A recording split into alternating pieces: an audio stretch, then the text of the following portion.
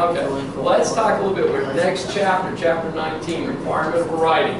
Okay, folks, this is not complicated, but it's important. What we want you to memorize from this chapter is the outline of the key points that are required to be in writing. It's not complicated. So we've already told you about one a couple times tonight, and that is a writing is required for the sale or transfer of real estate. For a lease of real estate, it comes under a different provision, which is a contract that cannot be performed in less than 1 year. So a lease of 1 year or more must be in writing.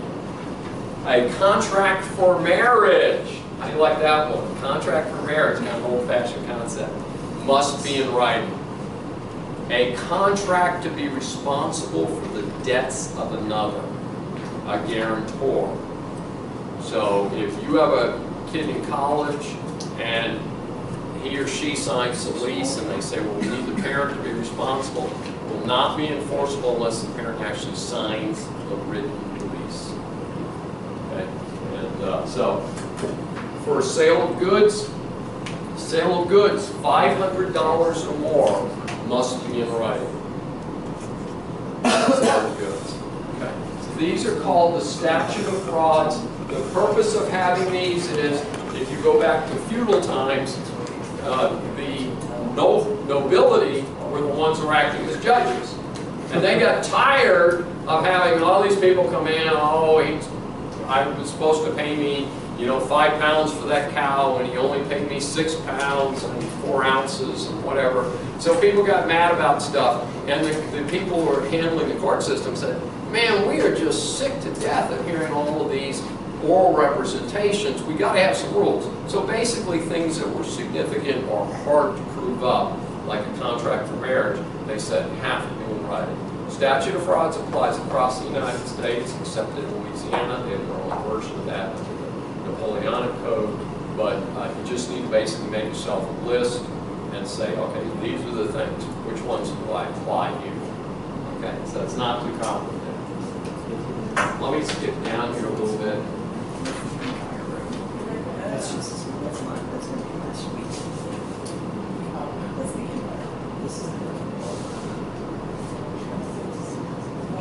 If you are dealing with something that is not goods, like you're selling a patent or you're licensing a copyright or something like that, $5,000, not $500. The sale of goods is $500. If you need to guess on something else, try $5,000. Hey, listen, I know you guys need to take a quiz, so I'm trying to help you out here. Yeah. So now, under the Uniform Commercial Code, again, what we just talked about is common law. Uniform Commercial Code, a little bit more flexibility. Here are your basics right here. One slide is quantity term or means of determining quantity. The party resisting enforcement must assign the writing, looking for one side to sign, and the nature of the goods. So the Uniform Commercial Code, again, more relaxed as usual. If you part perform, remember we talked about this already, promissory estoppel, we can see that you're in process, that documents the bigger deal. Now don't bet on that again, we want you all to be in written contracts, but this is if something weird happens, at least you've got it. You're more likely to see this in your personal lives, hopefully than your business existence.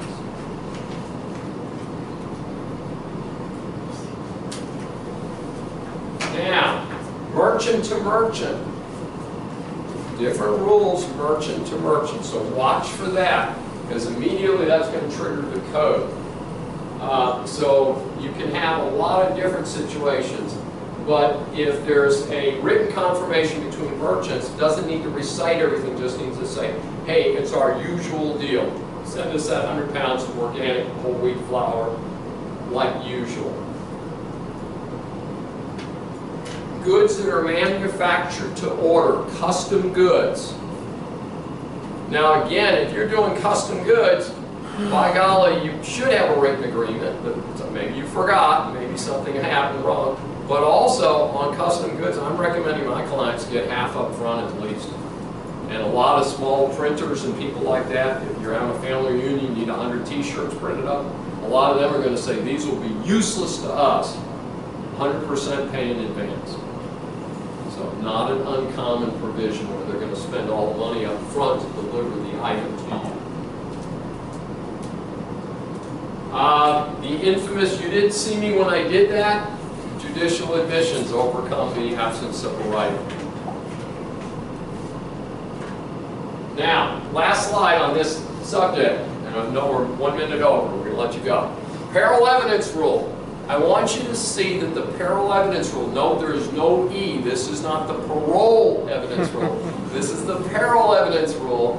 It is a special rule that says that an oral statement cannot contradict a written statement.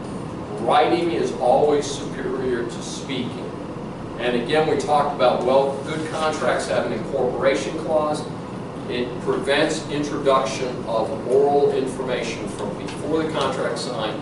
After the contract signed, parole evidence rule relates to anything that was said beforehand. And again, we also call this, by the way, folks, the Four Corners Doctrine. You look at the document itself. You don't look at all this confetti around the edges. Focus on the document. Folks, we're out